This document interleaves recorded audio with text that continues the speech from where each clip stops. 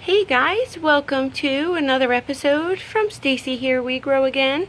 Today I'm really super excited to talk about my succulents and what to do when they start stretching out like this. So I went over a video the other day on taking care of succulents in general, and I plucked all these leaves off. We're going to propagate those, and I watered this. So we watered this a few days ago. It's still pretty moist on the bottom. The top is dry, but the bottom's still moist. I can feel it by picking up my container and feeling how light it is. So in a few days, you can pick your container up again, and then you know that it's dry enough when it's really, really light and it feels like nothing is in this pot. Because succulents usually have to be in a really sandy, dry soil with a lot of perlite. You can see how much perlite I actually have in my containers for all my plants, even my parsley right there and my regular plants. These succulents, I put little orchid chips on the top because these orchid chips really don't hold much moisture, but they do hold some. It just dries out really fast. So why not put it on there for a nice top coating instead of using perlite for a top coating, because perlite moves all around if you've ever worked with perlite. And I just wanted something different, something prettier.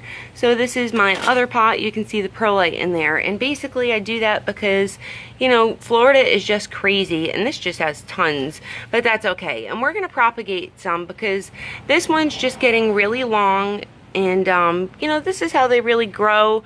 They're supposed to grow really close together like this usually. You can see how close together and fine these are, how stacky these are, especially this little guy down here.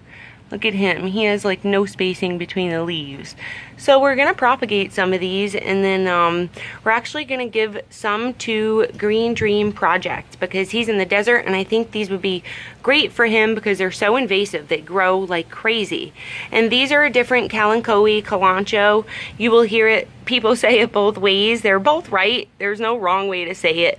But these get like red tints on the edges, and they actually push babies out on each little edge right here, which is from for if you want to propagate, they push it out from the foliage there instead of the end of the leaf like regular succulents usually do. Regular succulents like these ghosties and California sunsets, these usually propagate from the end of the leaf. These propagate from the little ridges of the leaves. So this is a mother of 1,000 babies, and I'm actually going to give you this one because the bloom is really pretty and pink. My dog loves to come over here, but just be careful they don't get a hold of these because they're really poisonous to dogs. And these mother of 1,000 babies actually end up pushing out babies on each little needle point when they're a plant themselves, and then they'll drop and produce more. So that's why they're so invasive.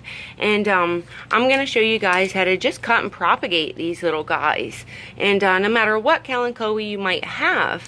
Now there's different types. There's a Kalanchoe tomentosa, which I'll take you up here, which is this little guy, and this is actually summer dormant and winter growing, which you can see it's starting to grow a lot. It's got all them nice little bear paws on them. It's really called the bear paw, but the real scientific name is Kalanchoe tomentosa. And these are really neat to have. They look like a little bear paw. Check that out. And they're poisonous to animals, really toxic to animals. So I only have one of them, and look, see if one falls off like that. I usually throw it out. I don't propagate these. These are actually really tough to propagate, and they take months and months to grow a baby out of the end. These actually grow the baby from the ends, not like the other Kalanchoes out of the little nodes here. They don't grow them out of the feet part. They grow them out of the little end, and it takes forever, but they're so poisonous. I don't want to propagate that. And that is a different one. You don't want to propagate that this way.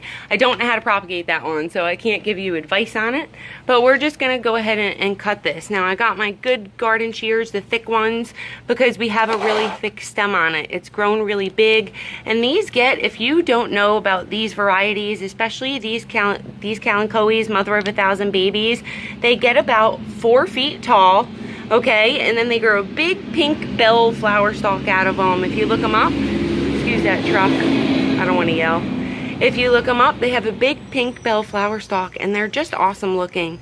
So we watered a few days ago. You want to make sure you water, plump up all these leaves. This is how it should look. It should be nice and plump, shiny, not wrinkly. And then I'm gonna cut about here. I'm gonna take a pretty good cutting just to cut it down. And that's it, guys. That's how you cut. There's going to be more babies that push out on each little end here. So what I usually do is just take these top little nodes off, and then you can propagate these leaves. I will send these to you, Green Dream Project, and I might throw some of these in here for you, Debbie, the winner of the contest. Why not, right? Why not give you some of those? So this is really invasive, and I thought this would be really cool to have around your house for the Green Dream Project, because it is so invasive, and it'll protect you from them little pinchy Christmas desert cactuses you have. And you just want to do what I'm doing and just pluck them off little by little, right close to the stem. You can cut them where just, I have a fingernail, so I just go like that, or you can bend them down like that, but sometimes you get the skin to peel, and I don't like that. So just go pretty far up, and then we're gonna let this end callus for a good few days. You know, the bigger the stem, the longer this end right here is gonna take to callus. And you can see how open and green that is. Look how fresh and green that is. It looks wet, and you want to wait till that totally clouses all the way over for any cutting you're doing. And then, which is going to take about 5 days for this big one. These little guys, you know, a little stem like this, here, we'll do this one. We watered, same way. You want to find a leaf node, which each part that the leaves are on are a node. So these nodes are going to grow roots out. So you want a few nodes in your plant that you're cutting. And we're going to cut right here, because this is going to grow babies as well, right out of each little node right here. So I'm going to propagate like 1 or 2, and you always want to leave, when you do this and you're keeping this one to grow babies out of, it'll grow babies out of the top here and maybe out of each leaf. You want to leave leaves on there, because what's going to happen is it's going to encourage growth to happen a lot quicker than if I was to defoliate this whole plant all at once. Just a little tip on that. We'll propagate those healthy leaves from our ghostie. These propagate like crazy too, so I'll probably send you some of these just because they will take over your garden. I'm not sure if they're poisonous. You'll have to look them up.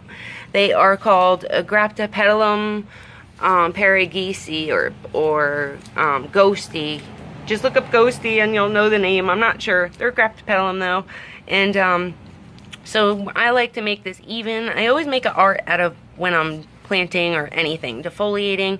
You always want to make sure everything's even. Make an art out of it, you know. Pluck off until you feel like it's even enough, and one more, and I'll be happy with that. This way, I have a few stems. Look how pretty that is.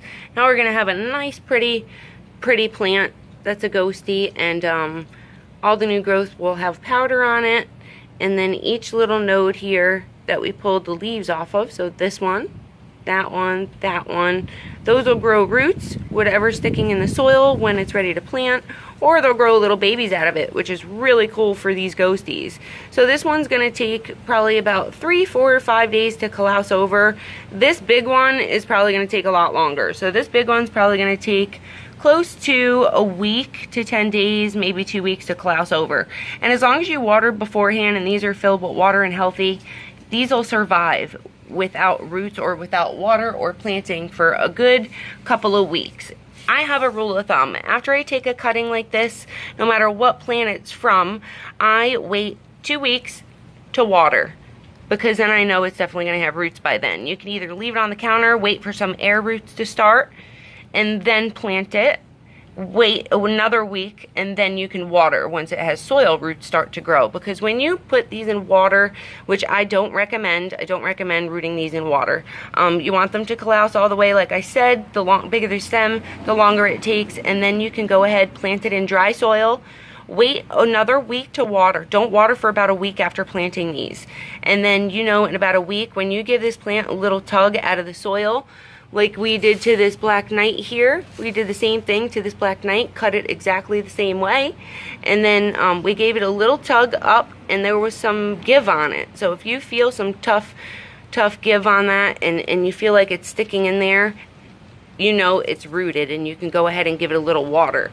do that for a few weeks just with a little bit of water. You don't want to like bury it in a big pile of water in this size container, because look at that, you're not going to have much of a root system to begin with.